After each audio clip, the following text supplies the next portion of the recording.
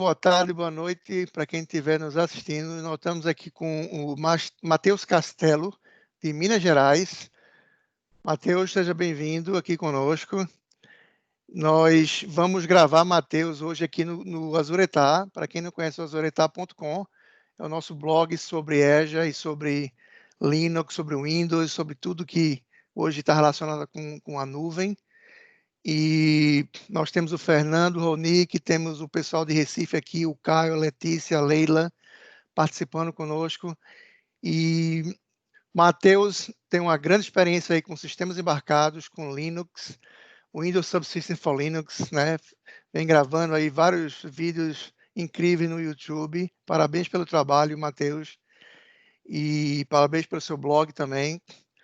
E fala um pouquinho aí de você, o que é que você está fazendo. Eu adorei a sua parede aí. E aí, a bola está com você aí. Seja bem-vindo. Ô, pessoal, boa noite. Bom dia, sei lá, a time zone que vocês estiverem aí. O pessoal do YouTube também.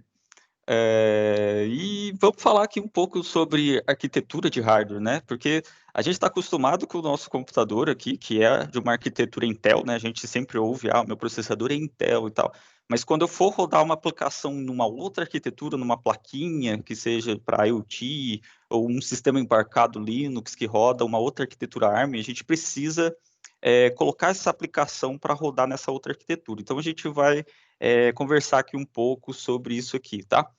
Deixa eu mostrar para vocês a minha parede aqui. Vou ligar a luz aqui.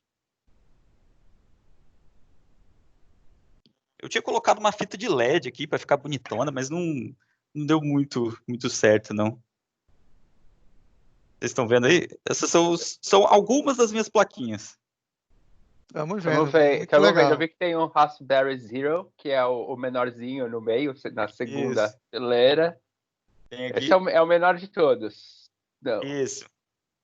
Esse é o Raspberry Pi Zero. Aí tem a Raspberry Pi 3B aqui.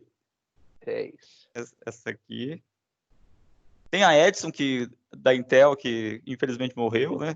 Está descontinuada. Aí essa grandona embaixo, qual essa é? Essa é a da Samsung, o Arctic.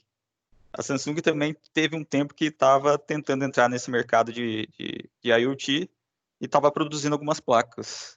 O que mais? Tem BeagleBone aí? Tem a BeagleBone aqui, a Green. E essa outra pequenininha, qual que é? Essa aqui? Esse é o ESP8266. Essa aqui é famosinha, o pessoal usa bastante para conexão com a internet. Ela é muito boazinha. Aí tem o Arduino, né, que não pode faltar.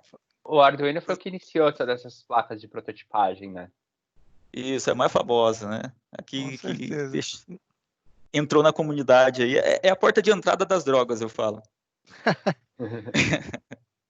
No Brasil, foi a primeira placa que eu tive. E essa branca em cima? Essa é o Android Yoyo. Ela é, na verdade, um PIC. Só que ela tinha um SDK para Android, era bem bacana. Você conseguia ligar ele no OTG do Android e programar via Java com o SDK do próprio Android. E você começou pelo Arduino? Isso, comecei pelo Arduino. Foi a primeira. Aliás, essa ainda é a época lá, essa aí é a época da minha faculdade ainda, essa aí. Tá até bem enferrujadinha ali do lado. Mas é isso aí. Muito legal. Essas são algumas, tem outras nas caixas aqui ainda. Eu gosto de colecionar. Tem até uma que eu comprei outro dia aqui, só que foi tipo assim, só para colecionar mesmo. Porque ela também já saiu é o NetDuino. Ele tem um SDK para tu programar com .NET para ela. Interessante. Mas ela já foi descontinuada, coitada. Já tem uma outra placa agora que dá para programar com .NET. Estou tentando importá-la, mas no atual cenário está difícil. Mas, Matheus... Olha só, ela parece um Arduino também, ó. Muito legal. Só que ela roda .NET aqui dentro. .NET Micro Framework. Mas ela tem... Qual que é o processador dela? Processador ou controladora? É um controlador, um microcontrolador, só que é ARM. Ele já é mais potente do que do Arduino. É um ARM Cortex. ARM Cortex M4.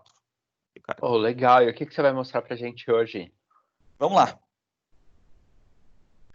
Assim, para quem está ouvindo a gente, assim, né? Você começou a brincar com isso aí na universidade, e onde foi que isso levou você, né? Para mostrar a muita gente que existe um caminho, às vezes a gente começa como um hobby, que isso aí termina virando nosso trabalho, né? Deixa eu ver se eu compartilho aqui a tela. Vamos lá.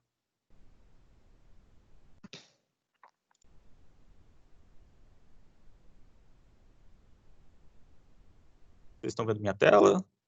Ainda não. Não? Ué.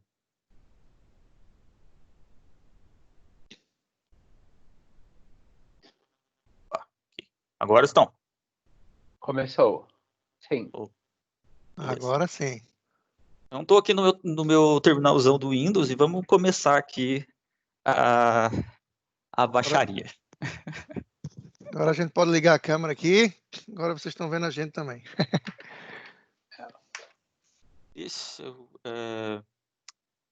Vamos começar do simplesão mesmo.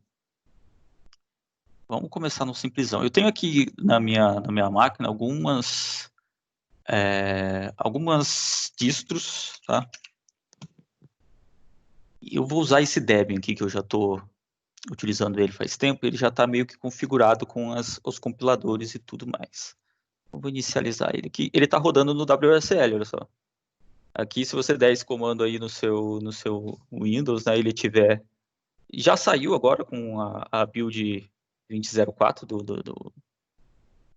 do Windows, né? Já saiu aí, agora já está em produção o WSL. Não precisa mais ser insider, né? Para você poder utilizar o WSL até mesmo no Windows Home, né? Então, você já pode aí brincar. E o mais legal de tudo é que você pode ter o Windows Home e rodar o VirtualBox e o WSL2, que os dois funcionam agora pacificamente. Olha só. Que show. E aí eu tô rodando aqui. Opa. E o Matheus fez esse vídeo aí mostrando como é que ele configurou aqui o WSL dele aí para estar tão bonitinho, feito que vocês estão vendo aí, né, Matheus? Você faz a propaganda aí do vídeo, mas ficou bem legal. Tem no meu canal, eu tenho um canal no YouTube, chama MicroHobby Brasil, que eu ainda tô naquela de, vou gravar tudo em inglês, ou vou gravar tudo em português, ou vou gravar os dois, né? Mas tem bastante vídeo em português lá, se vocês quiserem ver. E tem um vídeo, esse tá em inglês ainda, eu vou fazer a versão dele em português ainda.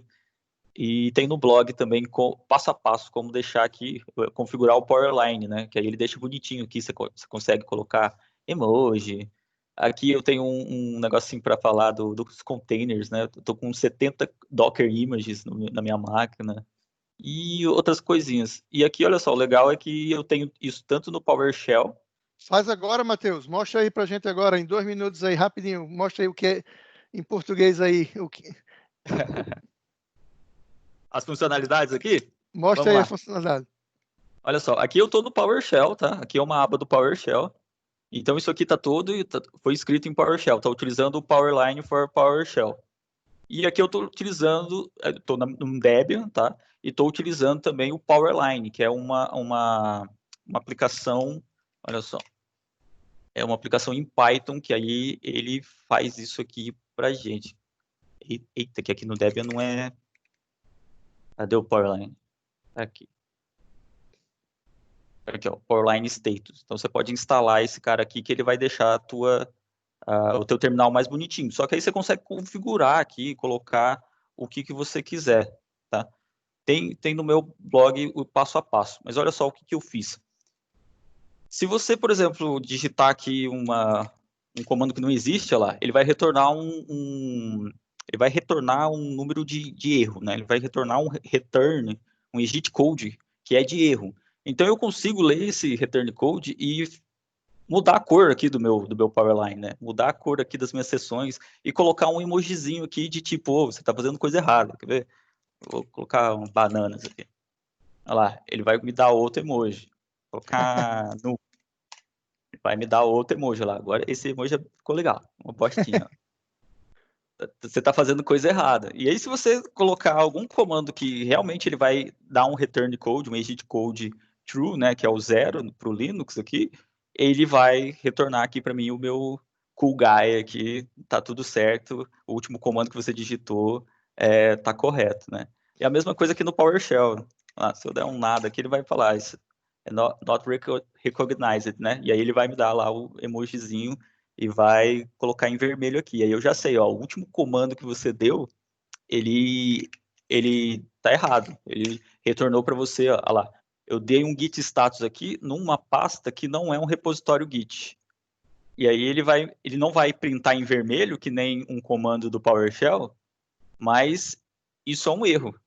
É um fatal, olha só, não é um repositório git. Então ele pega o return, né, o git code, que é um erro, e aí eu consigo ler isso aqui e colorir aqui, olha lá. Ficou triste aqui, ó, o emojizinho ficou triste. Bem legal. Aqui também tem os dockers, olha lá, eu tenho 70 docker images aqui, se eu der um docker images aqui, olha lá, 70 imagens de docker eu tenho aqui. Então realmente tá funcionando. E se eu rodar aqui, ó, vou rodar Vou dar uma imagenzinha aqui só para mostrar para vocês. Vou dar um Debian aqui da vida. Deixa eu detachar ele aqui. Olha lá, agora eu tenho um Docker image rodando, tem um container rodando, olha lá. Aí ele fala aqui para mim, olha só, você tem 70 Docker images, mas você está rodando um Docker container aí. Então isso aqui ajuda às vezes aqui quando eu tenho os meus Dockers, né, as minhas tarefas com Docker. Se eu der um Docker stop nesse cara aqui agora, ele vai zerar ali para mim, não vai mostrar mais que não tem mais Docker containers rodando. E mais, tem coisa de Git aqui também, se eu for para um Git repositório aqui, ó. Quem que é Git aqui? Vamos para o meu projects aqui. Eu tenho aqui. Olha lá. Se eu tiver num repositório que seja Git, ele vai me mostrar aqui qual é o branch, né, que eu tô... E aqui eu posso ter vários branches num repositório Git. Ó, já fiz errado. Olha lá, eu posso ter vários branches dentro de um Git, né, de um repositório Git. E aí ele mostra aqui para mim qual é que eu estou no momento, né? Qual que eu fiz o checkout, né? Tá aqui. E aqui, olha, ele também fala aqui, se eu tiver num repositório Git, quantos arquivos eu tenho modificado, né? Quantos arquivos que eu modifiquei e não coloquei ainda no meu commit. Não está em stage ainda. Tá aqui, ó. Tenho 4 arquivos. Então, isso às vezes ajuda aqui quando a gente está trabalhando com Git. Tá? Então, lá no meu blog tem o passo a passo para fazer isso, tanto no Linux, quanto no WSL, quanto no PowerShell. Os mesmos passos que você faz para o WSL aqui, tu consegue fazer num Linux nativo, se você tiver um Linux nativo instalado. Tá? Muito bom, Matheus. O teu blog aí, para quem não conhece, é o Micro Hub, né? Escreve aí no... microhub.com.br. Vou abrir aqui numa abinha aqui.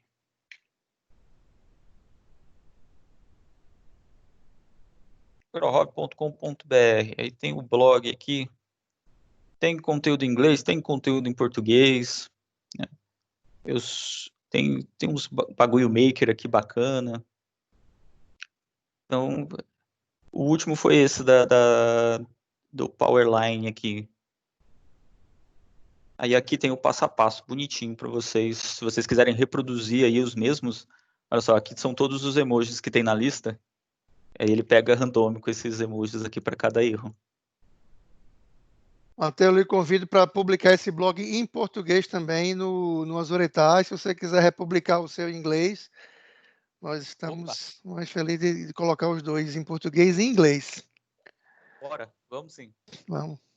Adorei. Vamos colocar lá. Show. Vamos voltar aqui para o assunto. Deixa eu criar, eu acho que aqui no Temp eu já tenho, ainda não tenho, mas vamos fazer um negócio simples aqui. Vamos fazer um desenvolvimento aqui. Vamos fazer uma aplicação bem simplesinha. Vou fazer um Hello World aqui. Vou dar um hello world.c. Quem é que gosta de C? negócio vai ser baixo o nível aqui. Vamos lá. Então vamos começar aqui. stdio.h int.main hello world. Facinho, coisa simples aqui. Para não return 0. E vamos dar um print aqui. Hello Azure deletar. Simplesão. Tá? Aqui eu tenho o meu GCC, né, o meu compilador para Linux, tá? E ele vai gerar para mim um binário para Linux. Se eu compilar esse nosso hello.c, ele vai gerar um binário para Linux, certo? Então vamos lá. Vou dar um output aqui para o hello do hello.c. Olha lá, compilou. Simplesão. E aí, olha só, aqui no Linux, o que a gente faz? A gente pode rodar esse arquivo aqui que foi gerado do nosso hello.c. E aí ele vai printar aqui na tela para a gente o hello azuretar sem problema nenhum, certo? Agora tem uma coisa interessante que eu quero mostrar para vocês, e aqui é que está o pulo do gato. No Linux a gente tem esse utilitário aqui, ó, que se chama file. Deixa eu limpar a tela aqui, tá? Esse cara aqui, ele vai ler o arquivo de uma certa forma, ele vai ler o cabeçalho do arquivo e vai falar para a gente que tipo de arquivo que a gente está passando como argumento para esse programa, tá? Então eu vou pegar aqui o nosso binário que a gente gerou, ele vai estar aqui, ó, junto com o ponto C, tem o binário que a gente compilou, tá? Eu vou pegar esse cara aqui e passar para o file. Olha lá o que ele vai falar para mim. Ó. Esse cara é um ELF, que é o tipo de binário executável para o Linux, tá? Para POSIX. E aí ele está falando aqui que ele é um 64 bits executável para arquitetura, olha só, x8664. Que é isso? Que negócio é esse de arquitetura, Matheus? Quando você tem um computador, você tem um processador, certo? E esse processador, ele não entende isso aqui, ó. A gente fez um hello.c aqui, né? A gente programou em C. Isso aqui já está alto nível. Mesmo sendo C, isso aqui já está em alto nível para o processador.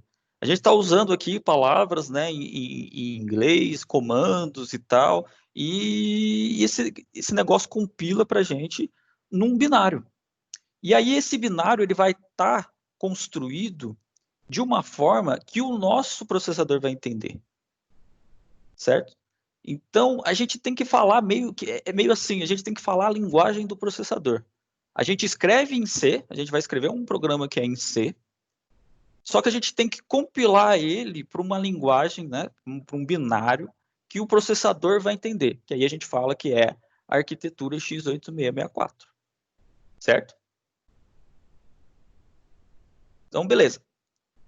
Deixa isso na cabeça e agora vamos para a parte dos embarcados. Eu estou aqui na minha mesa, deixa eu ver, deixa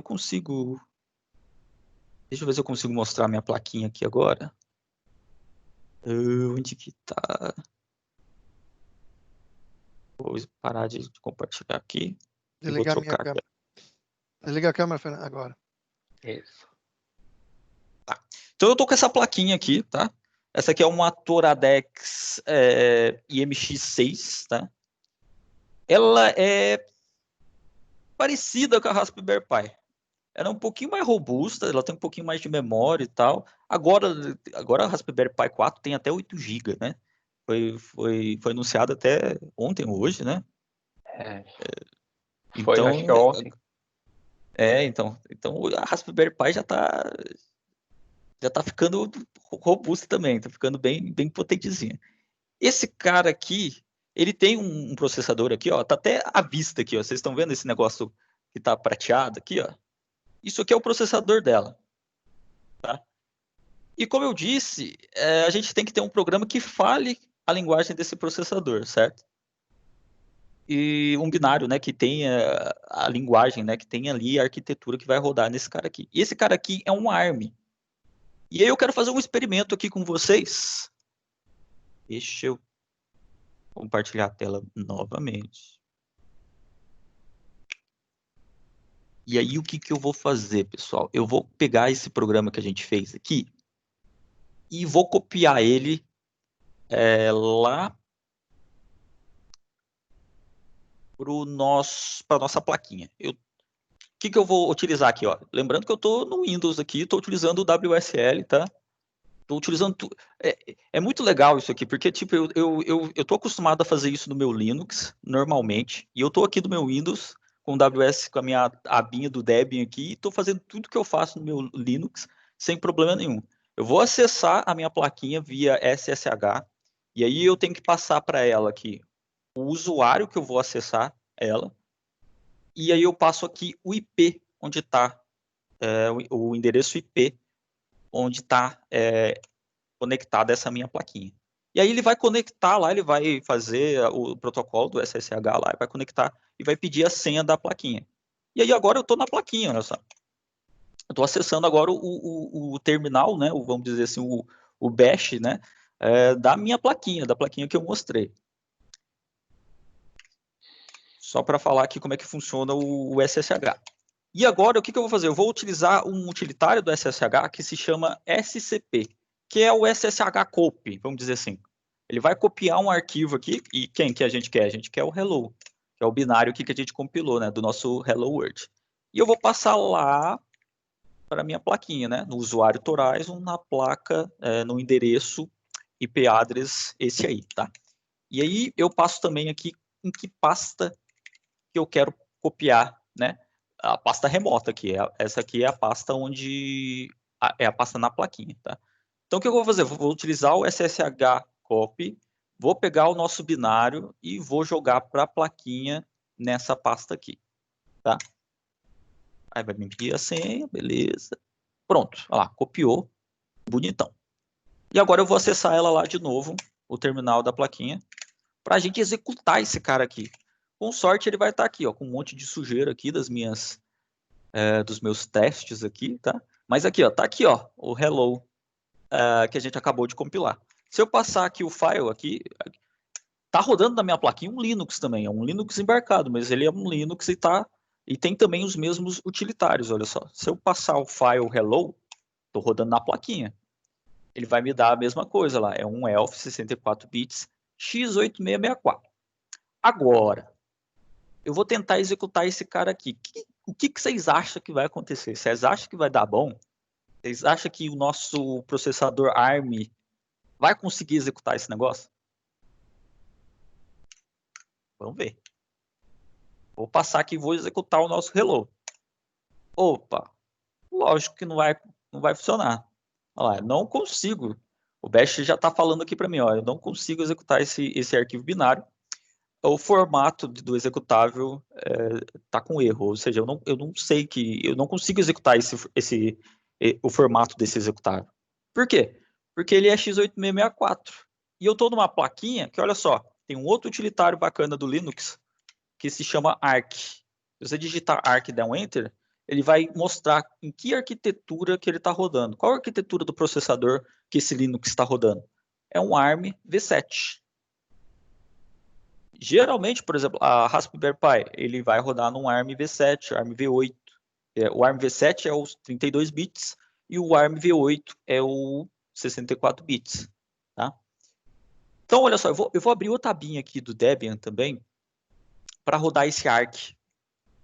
Porque é um Linux também, né? A gente está rodando aqui o Linux no WSL, dentro do Windows, e ele está rodando um kernel Linux aqui para a gente completo. Então, se eu der um Arc aqui, olha lá, ele vai falar para mim, ó, você está rodando aí esse Linux do WSL, ele é um Linux x8664, lógico. Eu estou na minha máquina aqui, ele tem um processador Intel x8664. Na minha plaquinha, eu estou rodando um processador ARM V7. Beleza? Aí você me pergunta, tá, beleza, então eu tenho lá o nosso programa, né?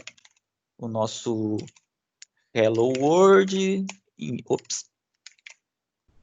o nosso Hello World.c, tá? E então, se eu compilei esse cara aqui num Intel x8664, ele gerou um binário para x8664, certo?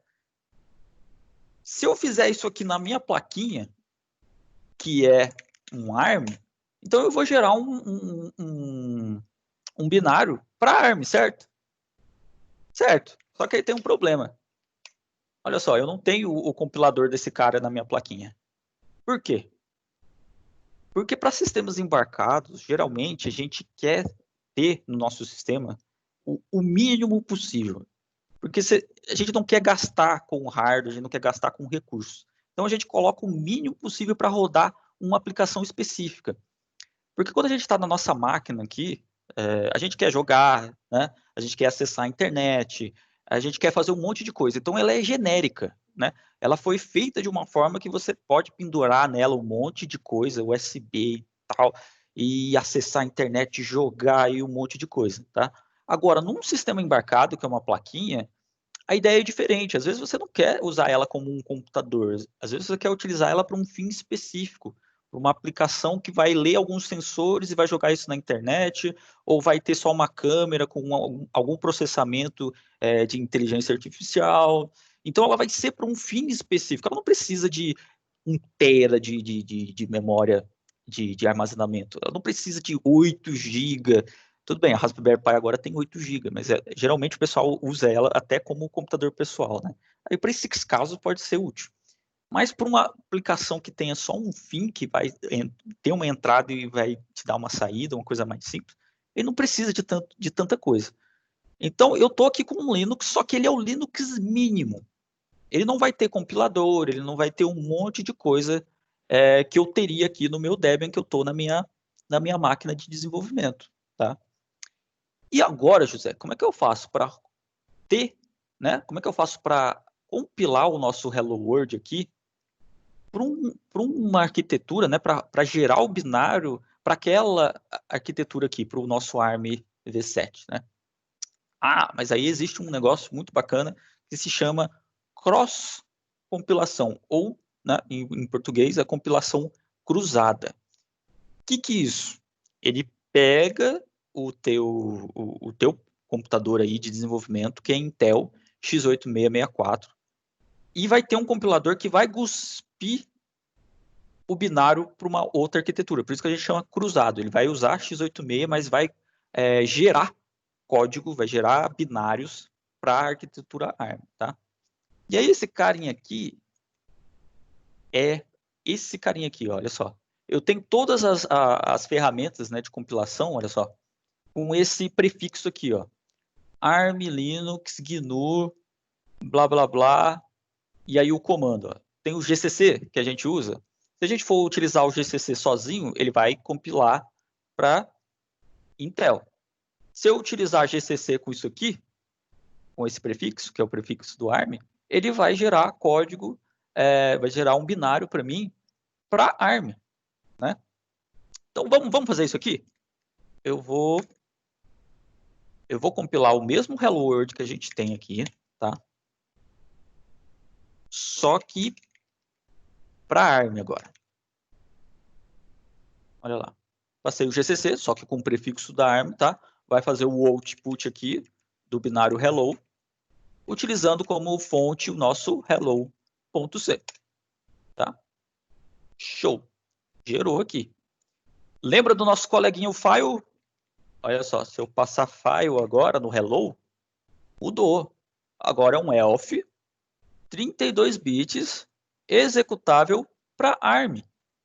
Ó, que legal.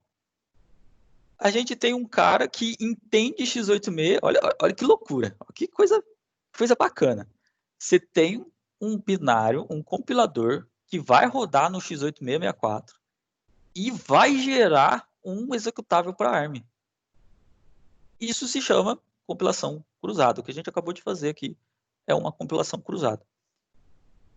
Toda vez, por exemplo, se você for fazer isso por um Arduino, né? Vamos pensar aqui no Arduino.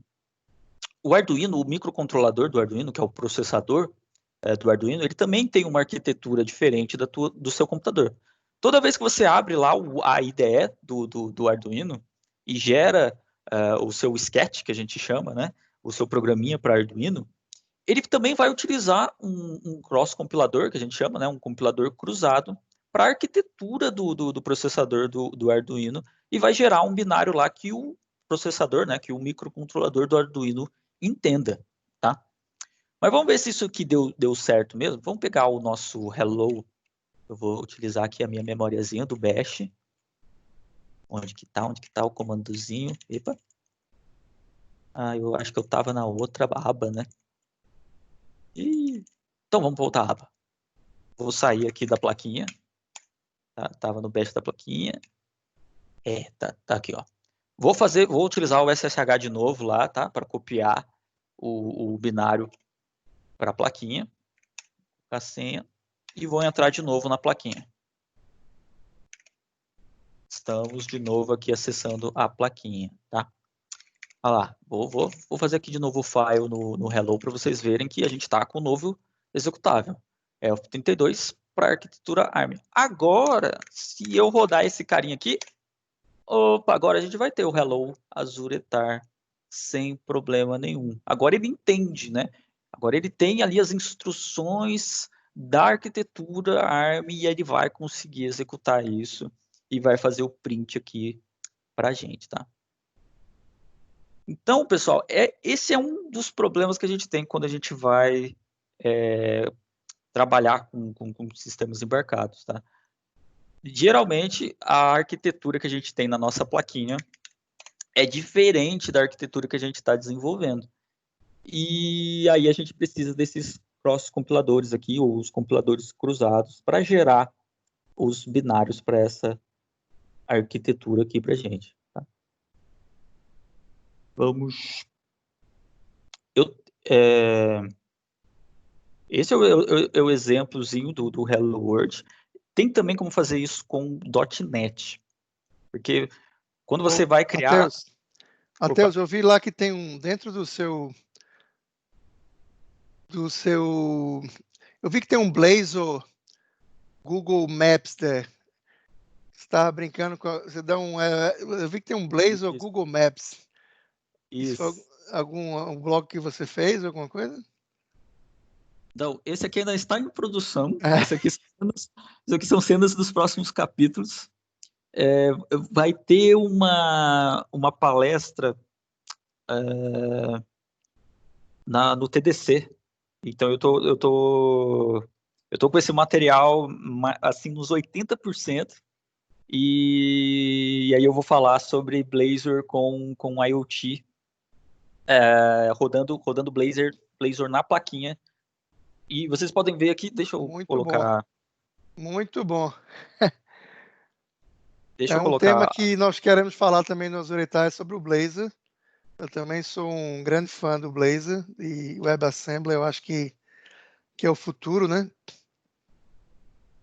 E não sei se você já ouviu falar do Crustlet, né? Que é o Blazor como container, né? O WebAssembly Containers agora, né? No Kubernetes. É uma coisa também que a gente quer fazer um vídeo aí depois. Mostra aí. Deixa eu sair da câmera aqui de novo. Mas para falar de Blazor, a gente pode... Aí a gente vai longe. Vai falar de Blazor, a gente vai longe. Porque olha só, eu tô aqui com a plaquinha e vocês podem ver que ele tá ali com uma tela, tá? Não sei se vocês estão conseguindo ver direito, mas tem uma telinha aqui, essa telinha ela tá ligada na plaquinha. Tem um HDMizinho aqui e ela tá ligada aqui. Então ela é uma plaquinha de touch aqui, ele tá só com o meu terminal porque não tem mais nada instalado. Mas aí quando eu tenho o Blazor, eu consigo subir aqui com containers, tá? Eu subo uma interface gráfica aqui que vai rodar o Blazor aqui na minha telinha.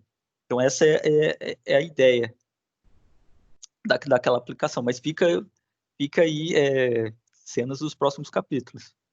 Boa, já deu uma introdução, já deu um suspense aí para as suas próximas conferências e próximos vídeos aí. Isso, exato. Mas deixa eu mostrar, eu tenho uma apresentação aqui, porque eu mostrei para vocês como é que faz isso, como é que faz a cross-compilação. Ficou alguma dúvida? Tem alguma dúvida que vocês já queiram trabalhar nela? Deixa eu ver se, pessoal... Eu acho bastante interessante para se entender, né, essa arquitetura. Fernando, que trabalha mais com isso, pode perguntar alguma coisa. Então, Matheus, pelo que eu entendi, você só precisa ter um compilador que ele é na linguagem do processador que você está trabalhando no seu desktop, que ele dá o output, como você falou, que ele cospe a arquitetura desejada. Não tem nenhum bicho de sete cabeças, nenhum segredo nisso. Tá, não tem nenhum segredo. É isso aí. E o legal é que ele roda na sua arquitetura, né? Na arquitetura x86 e consegue gerar o código para a arquitetura do target, né? Isso é bem bacana. Ah, bem legal. E esse é um fundamento básico dos sistemas embarcados, né? E eu vou colocar em 90% dos sistemas embarcados. Eu tô tirando isso da minha cabeça, mas vou chutar aí uns 90% são dos sistemas microprocessados, né? São ARM. Deve ser mais até, acho que quase todos. É, Só coisa grande que vai usar Intel, muito potente, precisa de muita potência. então, Eu diria que em breve, Matheus, eu acho que nós vamos ter o ARM na nuvem também. a nuvem, né? Uma das apresentações que eu faço, eu sempre coloco o Kubernetes, o cluster com Linux, Windows e ARM, né? E ARM eu sempre coloco como interrogação, mas eu acho que nós estamos mais perto do que longe disso acontecer, né? Sim, sim, com certeza. Deixa eu compartilhar de novo aqui a tela. Onde tá? Aqui. Então, estão vendo aí, né? Isso aqui foi uma apresentaçãozinha que eu fiz para uma comunidade aqui de São Paulo. E como eu falei aí do .NET, como eu falei do C, né, da aplicação mais básica, né, que ele tem que gerar o binário para arquitetura, a mesma coisa acontece no caso do .NET. Se você quiser rodar uma aplicação que seja .NET e você quer rodar ela no sistema embarcado, você também vai ter que fazer essa cross-compilação. Só que fica mais fácil, porque o .NET Core, ele já tem ferramentas, por exemplo, se você for fazer um Hello World em .NET Core, na hora que você fazer o publish desse cara, ele já vai ter uma forma de você escolher o runtime, né? Ou seja, qual vai ser a arquitetura do runtime em que você vai cuspir o pacote do .NET Core. Então você pode utilizar o próprio .NET Build, passar o argumento R de runtime e passar a arquitetura que esse runtime vai estar. Aqui, olha só, no exemplo eu coloquei Linux ARM. Então ele já vai gerar um pacote, ele já vai empacotar, ele já vai criar uma pastinha com toda a aplicação e as DLLs e bibliotecas para a arquitetura ARM. Então você vai simplesmente rodar a aplicação lá no seu sistema embarcado e ele vai rodar bonitão.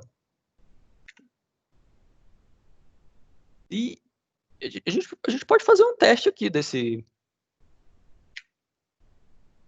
Quanto tempo a gente tem?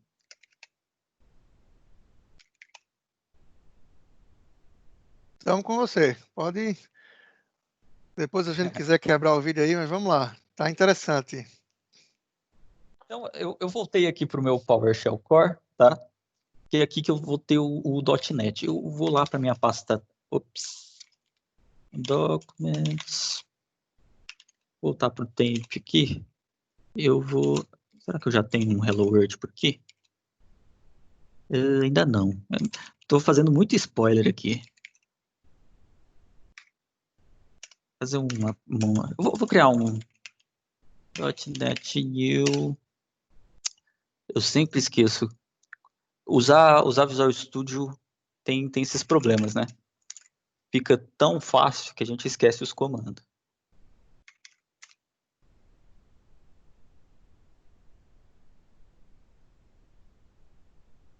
Bota o help aí, pessoal ver. Coloquei dash help. Aqui, ó, é o console que eu preciso aqui. Deixa eu criar uma pastinha primeiro para ele criar Vou criar um hello aqui.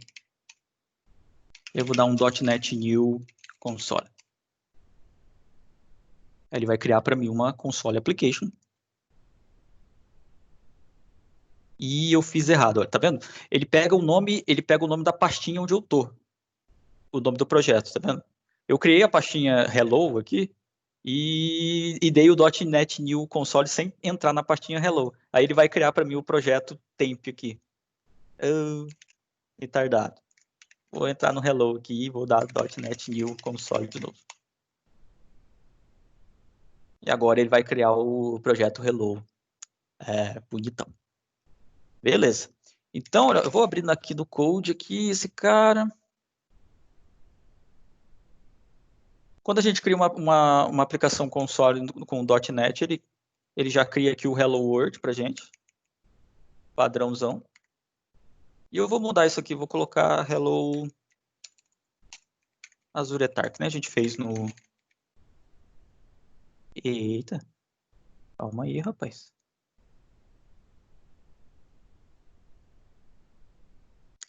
Hello Azuretar. Certo? O que mais que eu vou fazer aqui? Eu acho que seria legal a gente mostrar em que arquitetura, em que sistema que a gente está rodando. Então, vou colocar aqui tem um cara no .NET que chama Interop Services. E aí ele, como o .NET Core agora roda em Mac, Linux e Windows, isso aqui é bacana, porque a gente consegue utilizar esse cara aqui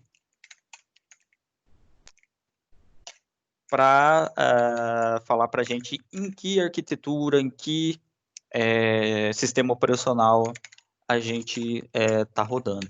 Então eu consigo vir aqui, ó, oh meu Deus, Runtime Information e aqui, ó, OS Architecture and OS Description, tá? Vou pegar o OS Description e também vou pegar o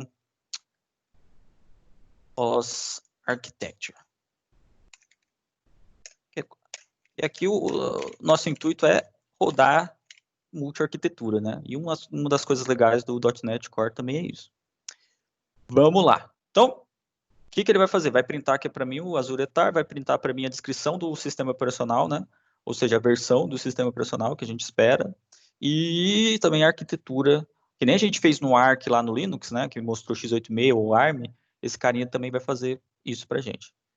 Então, eu vou vir aqui e vou dar um .NET Run no nosso projeto. Olha lá. Hello Azuretar, estou rodando no Microsoft Windows 10, arquitetura X 8664.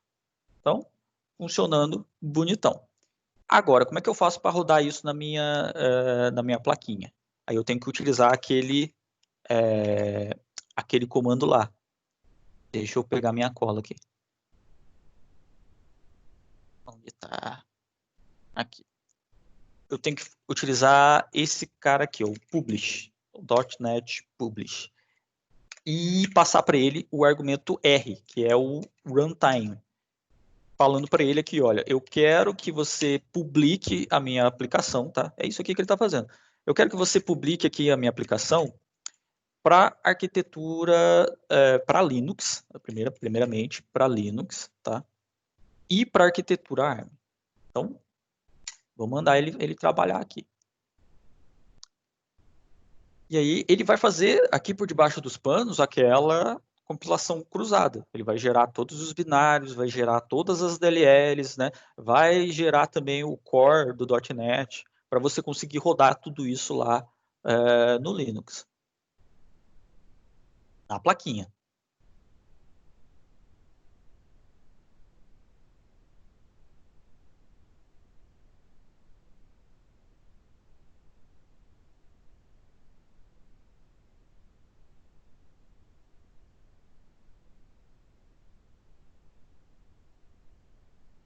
Eu não tenho .NET no meu Linux, tá vendo? Então, a gente vai utilizar um negócio aqui bacana do .NET Publish também, para vocês verem como é que é poderoso esse Publish. Demorando. Ele, no caso aí, Matheus, ele vai gerar um executável com todas as dependências, não é isso? Sem ter nenhuma dependência em runtime nenhum, né? Isso, exato.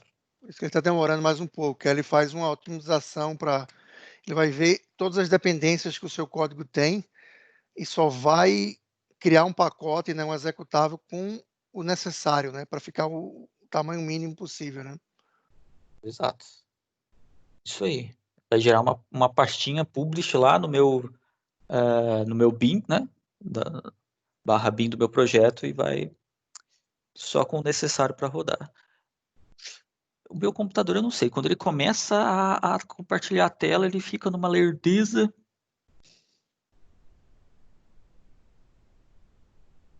Vamos, filho.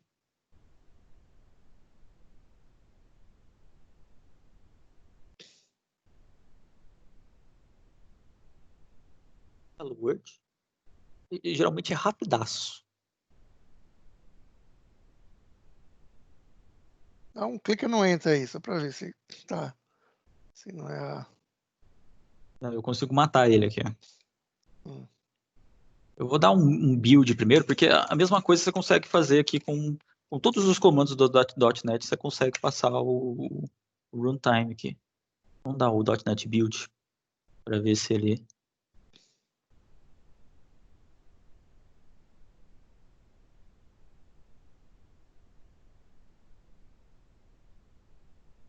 Realmente está demorando, hein?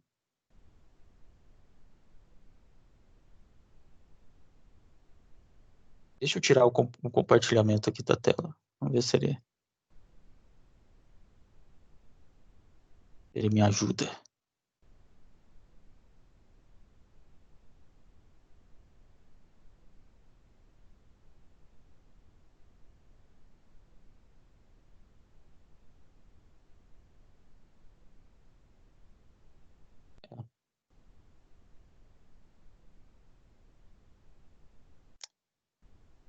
É. Demorando bastante.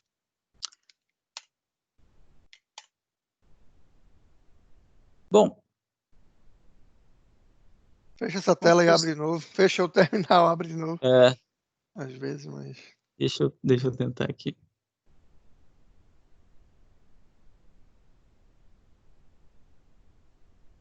Live demo é assim, né? Às vezes... Mas a ideia, né, para ficar assim, a ideia é essa, né? A mesma ideia que você fez com o C, usando o .NET, o C# .NET, para também compilar para qualquer plataforma. Isso. E fica as cenas aí do que você está fazendo com o Blazor, que é um framework novo, né, para web, usando o WebAssembly da Microsoft, que acabou de entrar em produção agora. Né? Está disponível a partir de agora, estava em preview, agora está em produção. E assim você pode fazer com vários frameworks, né? O WebAssembly é o último, mas você pode fazer com qualquer parte do .NET. O que a gente pode tentar fazer aqui é o que eu geralmente faço com Docker. A gente coloca essa aplicação num Docker e tenta rodar. Dá para a gente tentar aqui, porque o meu... Isso que eu ia perguntar a você. O Docker tem o BuildX, né? Que é a nova forma do build do Docker, que ele já faz o build para várias plataformas, se você quiser, ao mesmo tempo, né? Uhum. Então ele já gera a Docker Image para várias plataformas num comando build só, né? Isso. Eu tô aqui no meu Windows, tô achando que eu tô no Bash. Eu tô com a minha camisa do Docker aqui, ó. Em homenagem à Docker Conference aqui essa semana, que foi ontem, na verdade. Eu assisti, foi bem legal, viu? Então, pessoal, eu vou apelar pro Docker aqui. Vamos ver se vai funcionar melhor. Deixa eu tirar umas coisas aqui, porque não precisa. Opa, precisa sim. Deixa eu só tirar isso aqui. Tirar isso aqui. E aí também fica cenas dos próximos capítulos, como fazer um LED piscar. Então, olha só, no Docker, o que eu vou fazer? No Docker eu estou utilizando aquele esquema de multistage, tá? Eu estou primeiro utilizando uma imagem do .NET Core SDK, da versão 3.1, tá? E estou colocando aqui o nome para ele, estou dando uma label aqui para ele, né? Estou tagueando ele aqui como build, tá? Então, esse trecho aqui vai ser o meu stage de build. Essa imagem do Docker aqui, ela é uma imagem do Debian Buster, tá? Com o SDK e tal, tudo certinho. Só que ela ainda é arquitetura x86. Ela ainda é para rodar em Intel, tá? Por quê? Porque eu só vou copiar aqui, ó, o conteúdo do meu projeto .NET para dentro de uma pastinha project, tá? Vou fazer um CD aqui para o project, ou seja, vou colocar o workdir para dentro do meu project, da minha pasta project, e eu vou rodar aqueles comandos que eu falei para vocês, né? Vou rodar o .NET Restore, o build, e vou fazer o build e o publish para nossa arquitetura Linux ARM, tá? Então eu preciso desse stage só para isso, só para gerar os binários para Linux ARM. E aí, agora eu estou no segundo stage, que eu coloquei aqui o nome como deploy. Tá? Isso é bacana também da utilização do Docker, porque você pode utilizar um container que seja x86, de uma arquitetura Intel, e um multistage com uma arquitetura diferente. Olha só, essa imagem aqui do deploy, ela já é uma imagem para ARM 32v7. Então eu vou estar rodando aqui um Debian Buster, só que para a arquitetura ARM da minha plaquinha. Então eu vou escrever como se fosse normal, é um Dockerfile aqui normal. Eu vou instalar uma dependência que o .NET precisa, essa dependênciazinha assim, essa biblioteca aqui. E olha só que legal, vou pegar lá do build, olha só, vou fazer um copy do stage build, tá? Ele gerou para nós lá os binários todos do .NET, né, do nosso projeto. E eu vou lá para dentro da pasta project bin debug .NET Core 3.1, a pastinha Linux ARM publish, que é onde vão estar, né? Esse comando aqui ele vai gerar todos os binários dentro dessa pastinha aqui, dentro do nosso projeto. E aí vou copiar para o project do ARM32. Ó, que legal, né? Fiz aqui esse carinha todo aqui e agora estou copiando dele. Estou copiando lá o que ele gerou. E eles são de arquitetura diferente. Isso é isso. O Docker tem umas coisas que você fica assim, de queixo caído. Como é que funciona, né? E aí aqui eu tenho que passar, na verdade, o nome, né, do binário lá que é o nosso project hello. Tá? Beleza? Deu para entender isso aqui? Ficou alguma coisa mal explicada? Vocês têm alguma dúvida? Isso aqui eu estou torcendo que vai funcionar. Para mim é o meu assunto, né? Mas, Fernando, pessoal, isso é o que eu falo. Até tem uma palestra minha da Container Camp, que está em inglês, mas é bom depois fazer uma dela em português. Mas é bem legal esse multi-stage build. Tem outras formas novas, chamada BuildX também. Mas vamos ver, roda aí. Quero ver isso aí. Legal ainda, porque você consegue gerar de uma vezada só, né? Para um monte de arquitetura, né? Você consegue fazer um cross-platform e um cross-architecture num run só.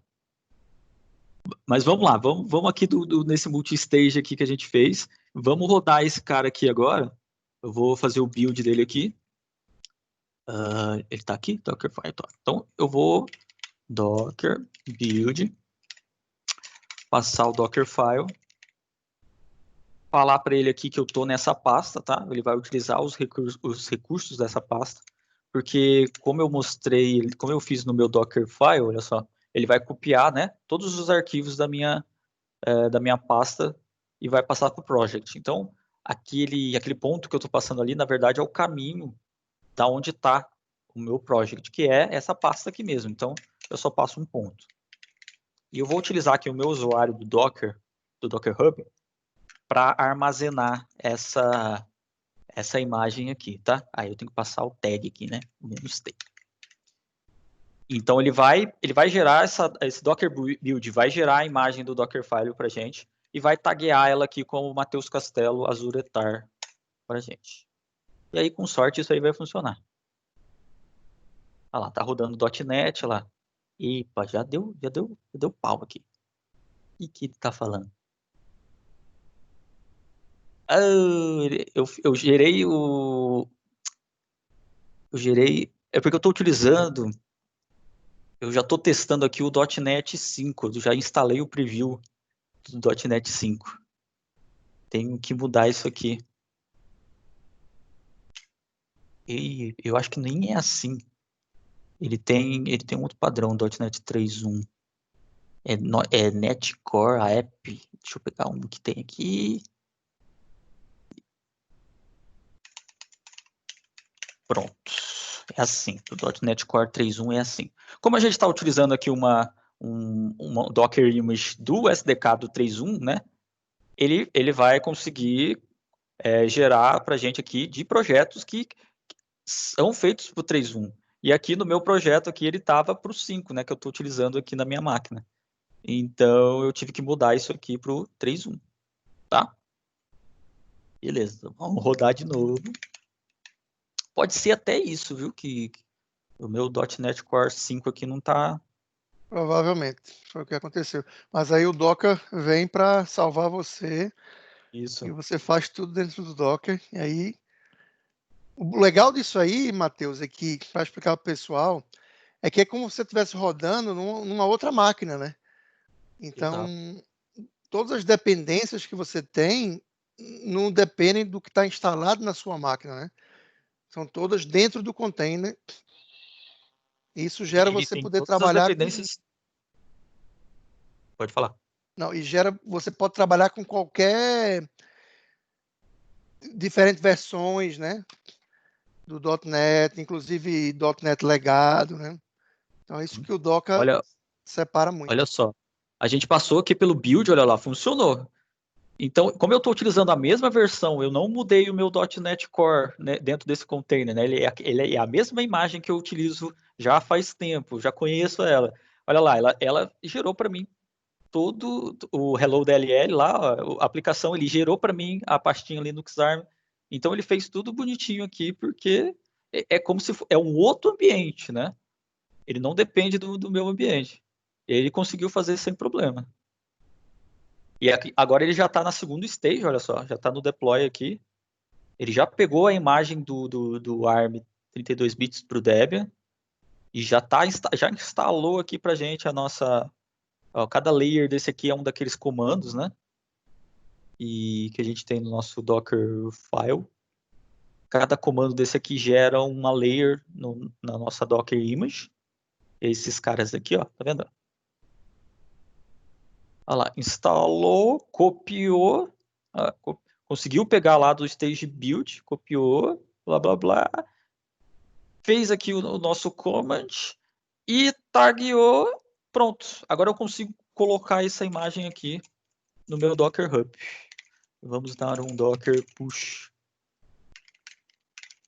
para esse cara aqui, azuretar. Isso. E aí ele vai, olha lá, ele vai pegar, na verdade, quando a gente tem um multistage, né? Ele pega aqui e gera os layers do último stage. Então, aqui foram 2 comandos, ele vai gerar aqui para mim 2 layers, ó, mais o layer, né, da base nossa aqui, que é o ARM32 Debian. E uma coisa muito legal, eu peguei aqui, olha só, isso aqui é legal. Eu peguei uma imagem aqui do ARM32 V7 e esse cara aqui, ele vai ter todos os binários já compilados para ARM32 V7. E quando eu utilizo isso no Docker, ele roda no meu x86 como se fosse uma máquina normal. Vocês viram aqui? Olha, ele instalou aqui, eu rodei o apt-get que a gente tem no Debian, né? Instalando essa biblioteca aqui que a gente precisa para o .NET. E olha só, ele não reclamou que nem que nem a gente fez na plaquinha, e ele reclamou, olha só, esse executável aqui está num formato que eu não entendo. Ele não reclamou. Ele simplesmente instalou, olha só, run apt-get, rodando, instalou. Simplesmente. Bacana, né? Tem umas coisas aqui por debaixo do pano que é louca. Mas... Não, mas calma, Matheus. Quando você está rodando uma imagem que os binários dela são compilados para o ARM, aí você rodou dentro do container uma aplicação, mas que na verdade você rodou ela para sua arquitetura, para ela rodar aí. Exato. Aí o Docker... Como é que ele faz isso? Isso é uma pergunta para Jorge. O Docker faz essa mágica de selecionar o aplicativo com a arquitetura correta para rodar? Eu tenho aqui uma apresentação disso aqui também, se vocês... Ele rodou só no build, né? Ele rodou só para fazer o build, né? Isso. Ele rodou para fazer o build. Aí ele está falando qual é a mágica, como é que ele rodou um ARM dentro do Intel, não é isso? Isso. O build, Docker... né? Isso. Eu ainda tenho tempo aqui. Até que hora que a gente pode ir, gente? Eu não quero estender muito também. A gente pode quebrar aí também, mas vamos ver aí. Eu acho que estamos perto de terminar aí. O que é que você quer mostrar mais aí pra gente? Eu acho que essa parte é bem legal. Se você puder mostrar ele rodando aí. Eu vou primeiro colocar essa imagem para rodar lá e depois a gente desvenda esse mistério aqui de como é que ele rodou um binário ARM numa arquitetura x86. Tá? Tem a ver com virtualização. Só vou deixar isso no ar. Tem a ver com virtualização. Parece virtualização e emulação também, né? Exato. O cara, você tá pegando já tá pegando a isca já. O código do container, né, é uma virtualização em software, né? Exato. Vamos lá. Eu vou rodar esse cara primeiro lá. Como a gente fez tudo aqui, ele rodou bonitinho, gerou pra gente o package para ARM, né? A nossa aplicação .NET Core para ARM. Coloquei lá no Docker Hub e agora eu vou acessar a plaquinha. Cadê? A plaquinha já está aqui, ó. Já estou logado aqui na plaquinha. E eu vou rodar esse cara aqui. Eu tenho aqui o Docker, tá? Na minha plaquinha. É a única coisa que eu tenho nessa plaquinha, é o Docker. Porque a ideia hoje é você também rodar containers na borda, né? Então, a ideia você tem um sistema embarcado que precisa do mínimo e você vai rodar a sua aplicação, você vai dar um Docker Run nela e pronto, sua aplicação e as dependências todas vão vir com essa imagem, né? Você não precisa mais ter... Você viu como que foi fácil, né? Eu gerei lá um .NET Core utilizando um Debian ARM e gerou para mim. E agora eu vou rodar ele aqui, ó. Docker Run para remover. Eu não quero que mantenha esse cara, não.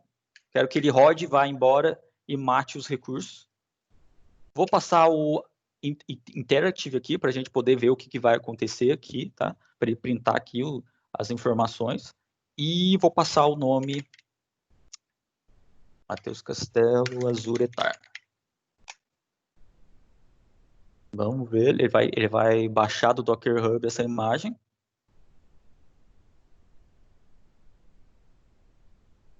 Mas peraí, esse container, ele é um ARM? Ele é um ARM. Ele é um ARM. Estou rodando lá na minha plaquinha ARM. Então, só que ele rodou no meu x86, né? Sim.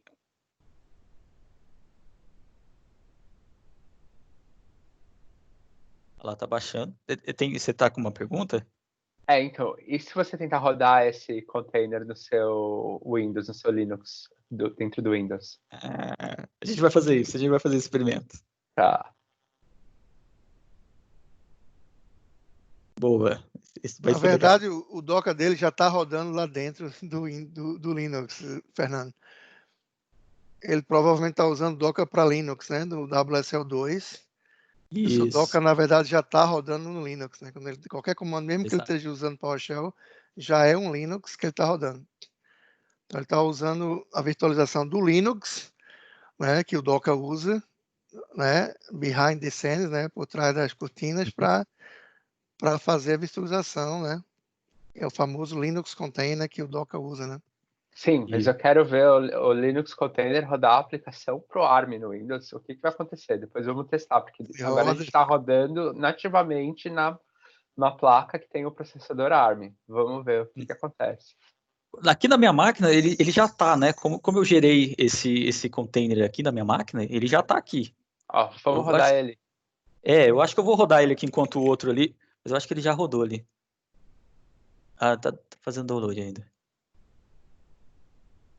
Eu vou rodar ele aqui. Como eu já tenho ele aqui. Ops. Eu já tenho ele aqui, ó. Vou dar um Docker Run também, do mesmo jeito que eu dei lá. Mas ele já está aqui, então, em teoria, não precisa baixar nada. É só rodar. Opa! Ó, ele roda. Rodou. Rapaz, lembra lá no .NET? Lembra lá no .NET que eu estou utilizando esse carinha aqui? Ele está pegando a arquitetura, né? É como se eu desse aquele arc, aquele comando arc. E olha só o que ele falou pra gente, que arquitetura é essa que eu estou rodando? ARM.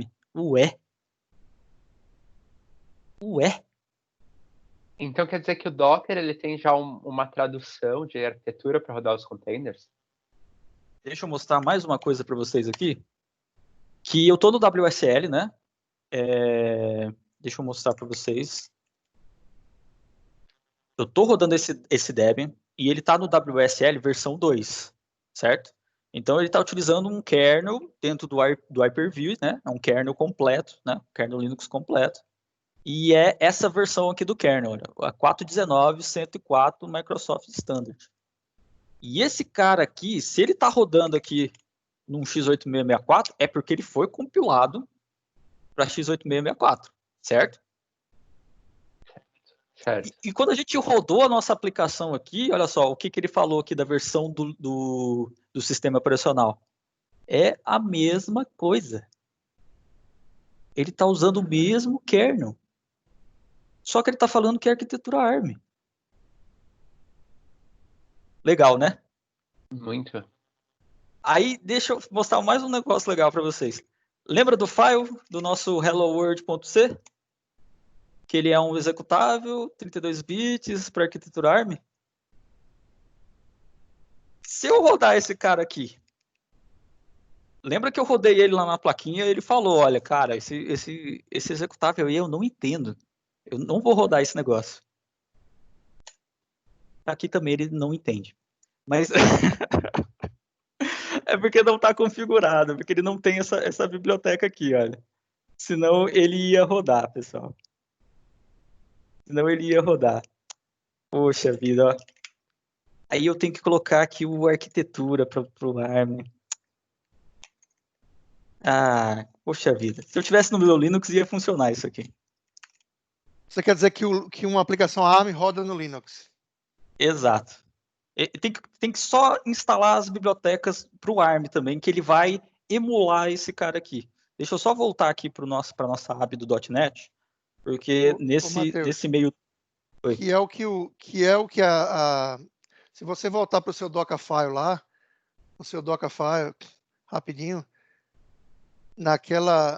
no Docker Stage lá no último, essa aqui, ARM32v7 Debian, ele já tem, no caso, esses pacotes que você precisa como dependência, é isso? Já tem, que no caso é o Debian, né? Na verdade, não é uma imagem ARM, é uma imagem Debian com os pacotes para rodar ARM, não é isso? Isso, o Docker ele já vem com um carinha que se chama... Na verdade, isso está no Docker. O Docker Desktop, eles já foram safos e já instalaram isso como padrão. Aqui no meu Debian ele não vem, mas você consegue instalar o QEMU. Deixa eu ver se a gente tem o QEMU aqui na lista. Olha lá, ele tem o QEMU System ARM, tá vendo ali? Tá vendo esse carinha aqui? Ele vai emular aqui para a gente toda a arquitetura, só que ele vai utilizar o próprio kernel do Linux, do x86, para rodar uma aplicação. Então ele vai emular a arquitetura, mas vai fazer esse call no kernel nativo, entendeu? Isso é muito bacana, porque aí você consegue utilizar uma Docker image que é para ARM. O Docker Desktop vai utilizar esse cara por debaixo dos panos e vai fazer as syscalls do seu kernel nativo. E aí você vai conseguir gerar uma imagem para ARM. Vamos ver se só com ele já conseguiu. Não. Precisa instalar também essas bibliotecas aqui para...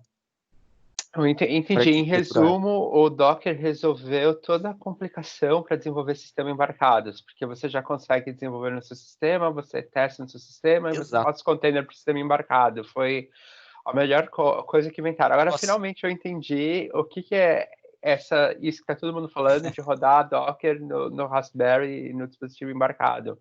Cara, Maravilha. é uma facilidade, E eu comecei a brincar com o Docker, foi começo do ano passado, por causa disso. Porque eu tinha que compilar essas coisas aqui, quando eu tinha como eu disse, a gente precisa de um cara que seja enxuto, que seja só para nossa aplicação. Então eu tinha que compilar tudo, as bibliotecas, o bash, compilador, toolchain, a porcariada toda. Agora eu venho aqui e só dou um from.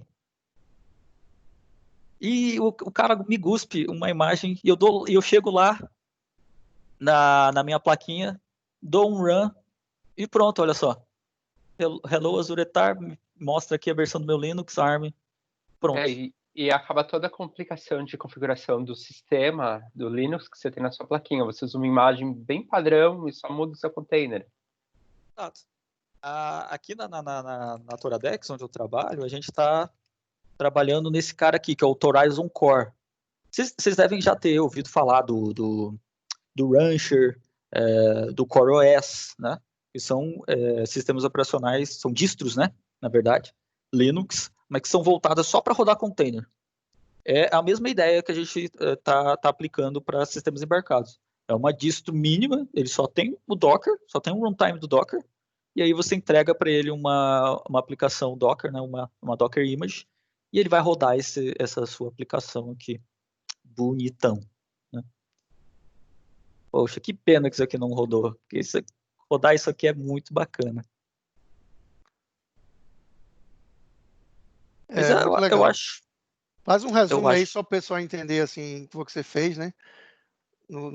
Você criou um programa .NET, você compilou ele para arquitetura Intel, e depois você compilou ele também para ARM, e você também usou... Quer voltar lá e tentar compilar o .NET aí mesmo, na sua máquina de novo, já que você reconfigurou o projeto? Talvez dê. É porque eu ainda estou utilizando o .NET 5.0, mas vamos ver se a gente consegue rodar o comando aqui. Aí, no caso, como você não conseguiu, você foi usar o Docker para fazer tudo dentro do Docker para não ter problema de dependência. Exato.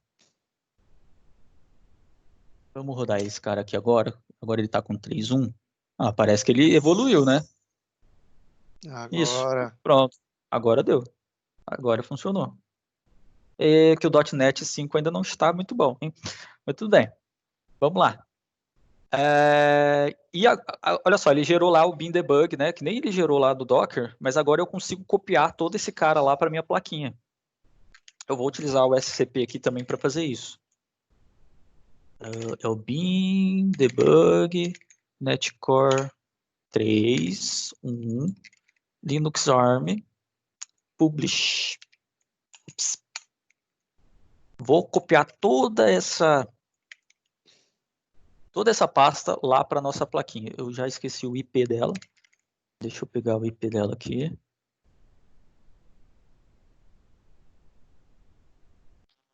Preciso passar o IP dela e preciso falar para ela em que pasta que eu vou jogar esse publish.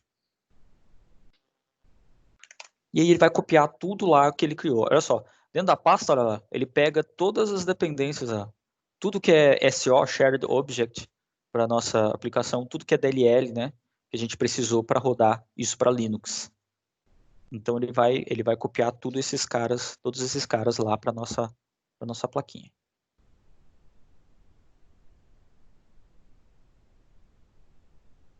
Nesse meio tempo, deixa eu abrir outra aba aqui.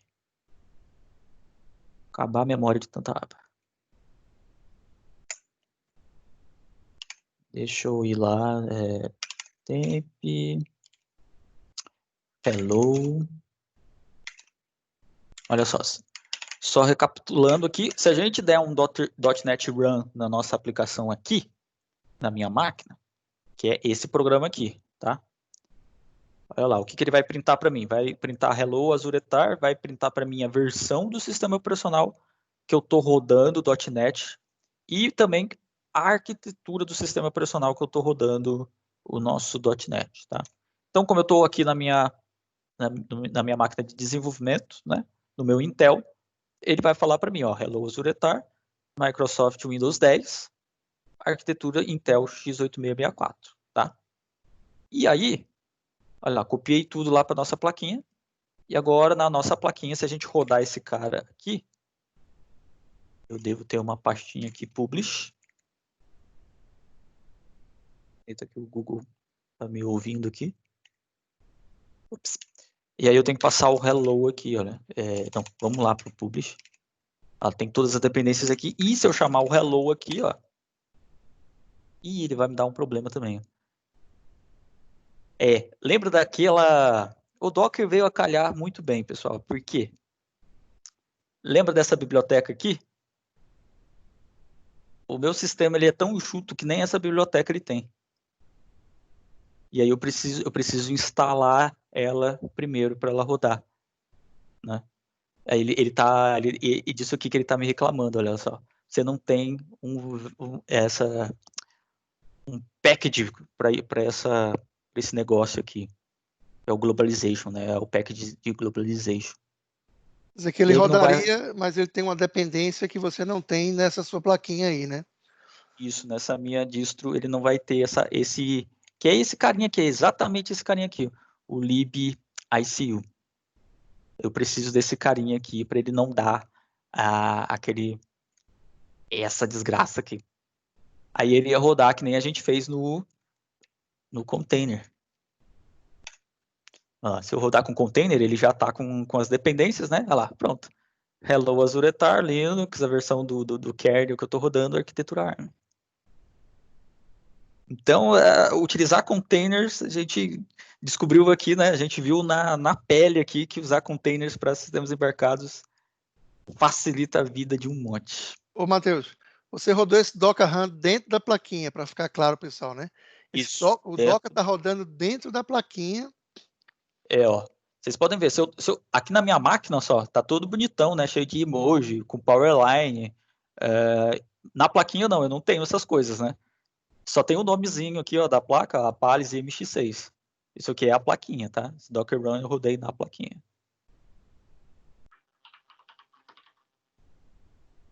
É isso aí. Muito legal, Matheus. Muito legal mesmo. Alguém tem alguma pergunta? Deixa eu ver aqui. Acho que o outro Matheus, seu xará, perguntou sobre... Pode repetir a partir do segundo estágio. Se for do Docker Build, pode, Matheus. Você pode começar de um segundo estágio. O Docker ele tem, né, caching. Ele guarda, né, cada camada dessa aqui. Se você rodar de novo, ele não vai começar do zero. Isso é muito legal, porque, tipo, eu preciso recompilar o meu programa, né? Vamos dizer assim que eu vou fazer alguma modificação no meu programa. Ele vai regerar esse primeiro stage. E, por exemplo, nesse run aqui que eu não mexi, ele é inteligente o bastante para deixar o cache desse cara aqui. E só fazer o copy lá, né? Do novo binário. Então, se eu tiver muito pacote aqui, isso aqui me livra um tempo, né?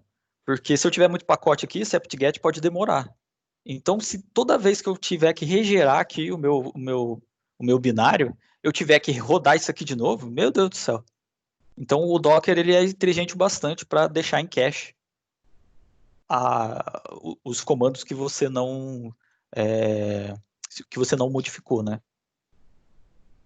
Isso eu acho fantástico também. Eu acho que economiza muito tempo e isso hoje, nas últimas versões do Docker, está muito otimizado. Inclusive, você pode carregar o cache, entendeu? Você pode guardar o cache. E a Microsoft no Container Registry, né, chama ACA, na nuvem da Microsoft, ele já otimiza esse cache. Então, menos rodando esse build num ambiente totalmente compartilhado, né? Ele, na verdade, está guardando o cache de cada usuário. Então, isso otimiza muito a parte de cache. Então, que aí você está rodando, o cache está na sua máquina, né? Se eu for rodar na minha máquina, não tem cache. Isso. Então, como a gente faz um serviço desse que roda para vários usuários e continua tendo cache, né? Uma coisa que eu falo é, por exemplo, se fosse fazer compilar Java dentro de um container, você tem todas as dependências, por exemplo, o .NET também, né? NuGet Package, né? Os NuGet, o Java, o Maven, isso demora, né, para você carregar as dependências, então sem um cache também. E hoje em dia já tem como você até montar um disco dentro do build com as suas dependências, desse tipo aí. Então, é uma coisa interessante para conversar. Eu acho que isso aí dá 1 hora de palestra só para falar disso aí, né? Nossa, meu Deus do céu. Eu acho que tudo que a gente falou aqui dá muito assunto. Ó, o Matheus aqui falou, o Docker facilita muito a vida, com certeza. Nossa, demais. Para sistemas embarcados é uma maravilha. Eu uso Docker diariamente agora. Pessoal, vamos finalizar aqui, depois a gente pode continuar um pouco conversando. Matheus, eu achei fantástico o seu trabalho aí, entendeu? Sua forma de apresentar, fiquei encantado com o seu trabalho. Fernando, foi um prazer tê-lo aqui. Espero que a gente possa publicar outros vídeos e também colocar o blog lá. E eu acho que você tem muito a ajudar a comunidade aí, entendeu? E contamos com a sua ajuda também nesse projeto aí, que não é meu, é da gente, né? É de quem quiser participar. E eu só quero ser o facilitador e ajudar aí no que eu puder. Estamos longe Então, aqui, né, na Austrália, mas foi um prazer. então, só deixar um adendo aqui, né? Porque eu cheguei aqui, né? Você me conheceu por causa do WSL, né? Por causa que Exatamente. eu tô rodando tudo isso dentro do Windows. E isso aqui é um negócio legal, porque eu não sou um cara desse mundo Microsoft. Eu sou um cara mais do mundo Windows. Por que eu estou mexendo com isso? Porque a gente está tentando criar ferramentas e criar formas do pessoal que está no Windows também conseguir desenvolver para Linux embarcado, utilizar todas essas tecnologias sem sair daquilo que ele já conhece, né? Ele fazer essa transição da melhor forma possível. E com o WSL, com o Windows Terminal e tudo mais, isso está sendo muito bacana, né? Tô utilizando o Windows como se eu estivesse no meu Linux. Exatamente. Essa é toda a ideia. É exatamente isso. Você viu que a gente fez vários vídeos e contamos com a sua ajuda aí. Entendeu? Eu tenho contato com o pessoal da Microsoft. Se você quiser fazer contato, tenho certeza que eles vão abrir portas aí para a gente divulgar isso, porque é a forma mais fácil hoje, principalmente no Brasil, que as pessoas estão usando o Windows para começar a aprender Linux, né? Tá? E Linux é muito forte no Brasil, muito forte. E por que não aprender os dois, né? Então, acho que isso aí vai ser muito bom para o Brasil e quero que todo mundo possa atualizar aí para o Windows 10, a última versão, né? Ou Utilizar pega o um Raspberry, né? E WSL. vai rodar ali. Mas eu acho isso aí fantástico.